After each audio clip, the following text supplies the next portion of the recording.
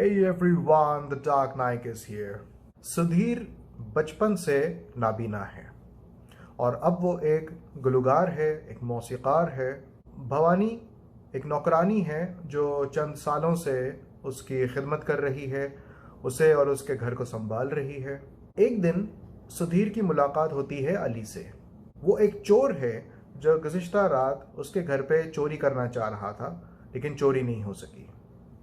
अब उनकी दोस्ती हो गई है और अब वो अपने घर पे रहने की इजाज़त दे रहा है, इस शर्त पे कि वो दोबारा चोरी नहीं करेगा। नज़रअंदाज एक मज़ाहिया ड्रामा है जो हमें एक नाबीने की आँखों से उसकी ज़िंदगी की गहराइयों को समझने की ख्वाहिश ज़ाहिर करती है। और हम जितना सुधीर को समझने की कोशिश करें, मुसीबत यह है कि अली और भवानी के दरमियान जो झगड़ा है, जो नफ़रत है, उस पर बहुत वक्त बर्बाद किया है, बहुत वक्त बर्बाद किया है ऑन देयर लेम ह्यूमर। वो दोनों कोशिश कर रहे होते हैं सुधीर के भरोसे पर पूरा उतरने की।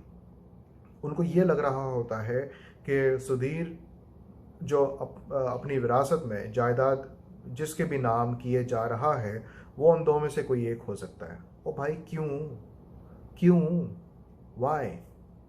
ख़ास तौर पे अली। ओ भाई, तुम तो पिछली रात को चोरी कर रहे थे, तुम्हें दिन में ऐसे ख्वाब, बिल्ली के ख्वाब में छेछड़े क्यों आ रहे हैं कि तुम्हारे नाम वो जायदाद करेगा? तो उन्होंने कहानी को अच्छे से नहीं आगे बढ़ाया।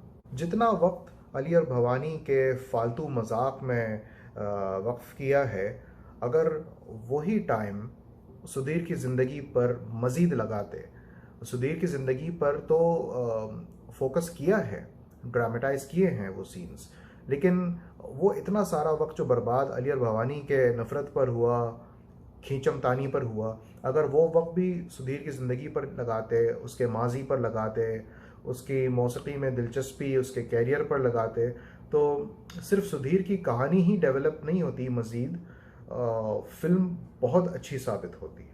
इस फिल्म की लिखाई जब बात आती है सुधीर के उन ख़ास लम्हात को ड्रामेटाइज करने की, तो वहाँ काम बहुत अच्छा किया है।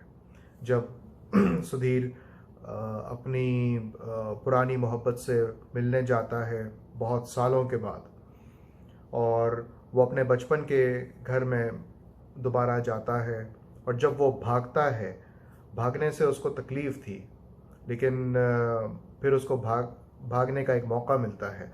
वो सब बहुत टची है, बहुत इमोशनल, बहुत सेंटिमेंटल और दिल को छू जाने वाले मनाजिर। इस फिल्म की सबसे अच्छी बात, कुमुद मिश्रा एज सुधीर। मुझे नहीं याद पड़ता अब तक जितनी भी फिल्में मैंने ज़िंदगी में देखी हैं, किसी एक्टर ने एक नाबीने की परफॉर्मेंस दी हो जो इतनी एक्यूरेट हो, इतनी एक्यूरेट। वो जिस तरह की शक्लें बना रहा है, जो फेशियल एक्सप्रेशंस हैं, जो पूरा बॉडी लैंग्वेज है, I feel like this was pretty flawless performance. I don't remember किसी ने नाबीने की परफॉर्मेंस इतनी अच्छी की हो।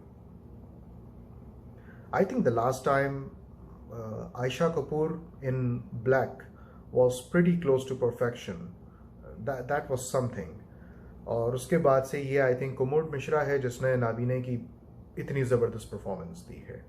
और मुझे अफसोस है इस बात का कि इतनी अच्छी परफॉर्मेंस इस फिल्म में वेस्ट हो गई, that deserved better quality of writing. इसे कहते हैं मेटिकुलस फिजिकल एफर्ट। इतनी परफेक्शन, मुझे लगा कहीं कुमुद मिश्रा वाकई नाबीना तो नहीं हो गया, लेकिन नहीं, उसकी आंखें हैं।